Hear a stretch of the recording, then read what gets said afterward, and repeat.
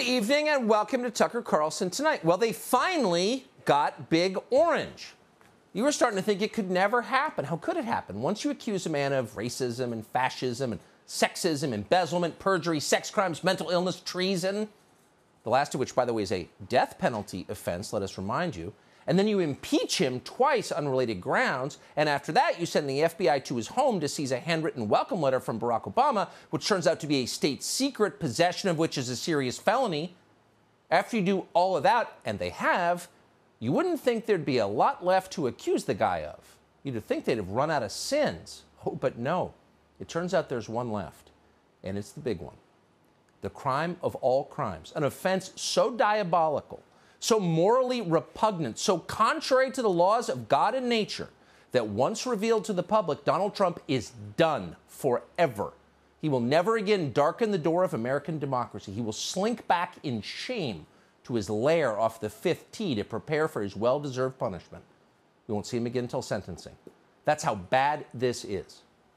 What, ladies and gentlemen, did Donald Trump do? We can now tell you. Donald Trump created the COVID vaccine.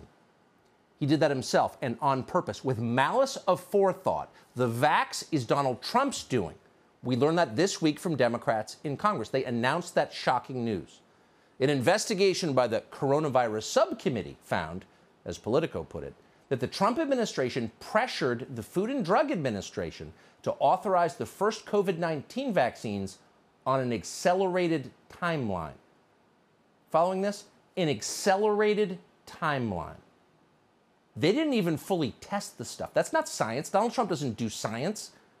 So they just handed this stuff out to people, citizens, recklessly. In the words of South Carolina Congressman James Clyburn, Donald Trump assaulted our nation's public health institutions with this poison, this so-called vaccine, and in doing so, quote, undermined our nation's coronavirus response. That's what Trump did. And here's the worst part. No one knew Trump was doing it. They trusted Donald Trump. He was the president of the United States. People believed him when he said the vax worked, especially older people. They knew they were at risk, and they wanted to believe that a shot would keep them safe. So they took Donald Trump's word, and then they took the vax. And then a lot of them got COVID anyway. It's horrifying when you think about it. Here is one of Donald Trump's elderly victims. Hey folks, guess you heard this morning I tested positive for COVID, but I've been double vaccinated, double boosted. Symptoms are mild, and I really appreciate your inquiries and your concerns. But I'm doing well. I'm getting a lot of work done. I'm going to continue to get it done. Look at that man. Donald Trump's vaccine did that to him. 4 shots, a human pincushion, now a desiccated husk. Before he took Donald Trump's vaccine, that man was spry, filled with vigor and vim, famous for his mental acuity. Look at him now.